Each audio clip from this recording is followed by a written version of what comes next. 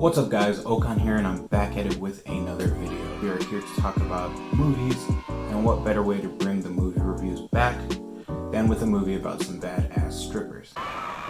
Now, Hustlers is basically a movie that follows the story of a former exotic dancer slash con woman named Destiny who's recalling the past few years of her life and events that took place that involved her and some associates basically drugging and stealing from some pretty wealthy men in the Wall Street area, and eventually things get a little too extreme and they get caught up in all this stuff.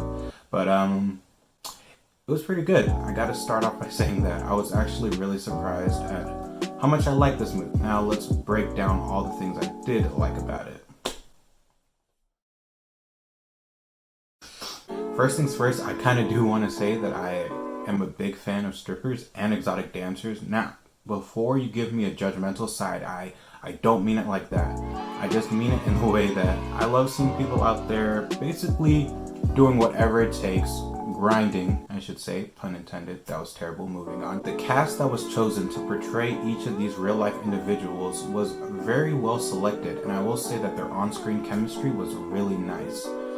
There was multiple moments in this movie where the characters called each other sisters, and obviously even with them not being blood, it wasn't hard to believe because of how well they all meshed together. The leading actress, Constance Wu, seeing her go from a movie like Crazy Rich Asians to a movie like this, it was a pretty big shift for her, and it's really nice to see her range in that aspect. So I would say the casting director did a very good job picking all these people that meshed together really well. And as well as her, the other leading woman in this movie, Jennifer Lopez, she did an incredible job. I've seen her in a lot of movies before. Made in Manhattan, Anaconda, that one wasn't good, but whatever. Enough, Selena, and I would say this is one of her best roles, you know, and she did some very, very, very physically demanding stuff. I'm just gonna leave it at that, but she did a hell of a good job with all of it, and I'm very, very, very pleased with all the stuff I saw with the cast. Story-wise, you do have to kind of remind yourself that this movie was based on true events, because we've seen this kind of movie before. You know, people banding together, well, I guess I should say lower class people banding together and stealing from the man, you know? We've seen this plot before, we've seen this venture taken before, but the thing is that this is actually based on true events. So looking at it from that perspective, seeing somebody be able to bring an article that was written, because this started out as an article from a reporter, and the director, Lorena Scafaria, I believe that's how you pronounce it. If I said that wrong, I apologize. But she took this article and turned it into a film, and that's not an easy feat. So that's what makes this movie interesting, and that's why the story is so engaging. So in terms of plot, this movie was...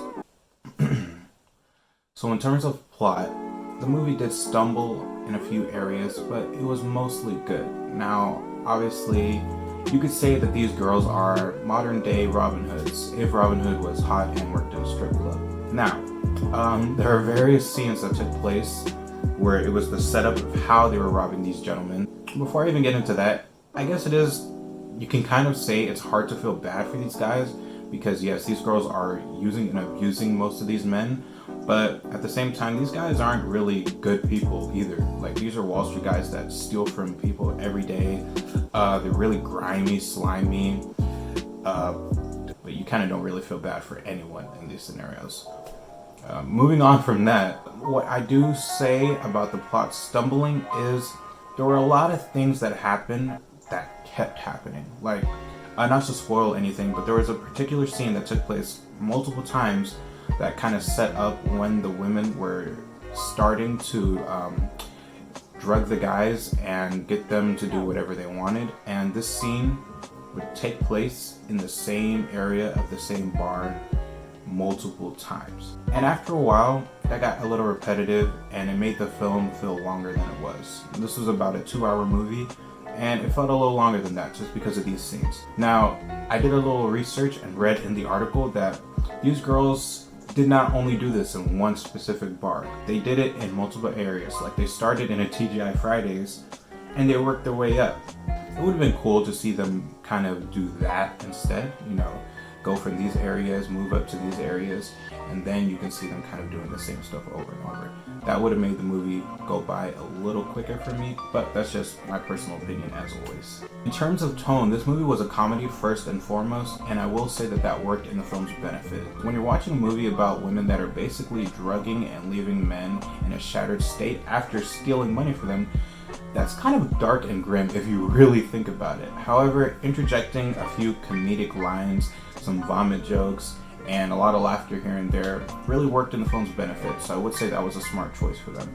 Now, there were moments where things got a little deep, a little heavy, sad, but those moments were less often seen than the comedic moments. And that's not a bad thing because, again, this worked for this specific type of movie. But again, this is a real life story, so I guess taking it and sprinkling a little humor made things better in the long run. So from a directing standpoint, I will say this movie is shot incredibly well. This is Lorena Scafaria's third official directing credit. Now, I know she was a writer on this movie's pretty old Nick and Nora's Infinite Playlist, and she directed about 3 episodes of New Girl, if you've ever seen that show, super funny. But this is her third feature film that she's directed, and it's really impressive that that's all she has in terms of directing, and she's done this well, and I'm really excited to see what she comes out with next. She has a unique style. The camera work was very nice. It was shot beautifully. The lighting was very good, especially in the nighttime scenes, because most of this was in a strip club or strip club scenario, so there had to be good lighting, so she did a very good job with that. I was a big fan of the whole movie, so in that aspect, very good job directing. So in the end, is Hustlers a movie you want to see? If you are looking for the type of film that has a lot of humor, you don't have to think too hard, you can just enjoy your popcorn and turn off your brain for a little bit, yes, this is a movie that you definitely want to see. And even more than that, it's interesting. The story is interesting, and after seeing it, I do feel like you kind of do want to do some research on it because it's interesting just to see how this all played out. There's a good cast, a very good cast actually. The soundtrack, oh my god. The soundtrack is, keep in mind that this movie spans from 2007 to 2014, and the music reflects that heavily. That's all I'm gonna say. It was very funny. There were also some pretty interesting cameos in the movie as well. I want to add that. But I would recommend this movie to anybody except for children. Don't take your kids to see this, please. Other than that, that's pretty much it, guys. Thanks for watching as always. If you did enjoy this video, please leave a like. That always helps. And if you like this type of content and the other stuff that I'm going to be coming out with in the future, subscribe to see what I take on next. Later.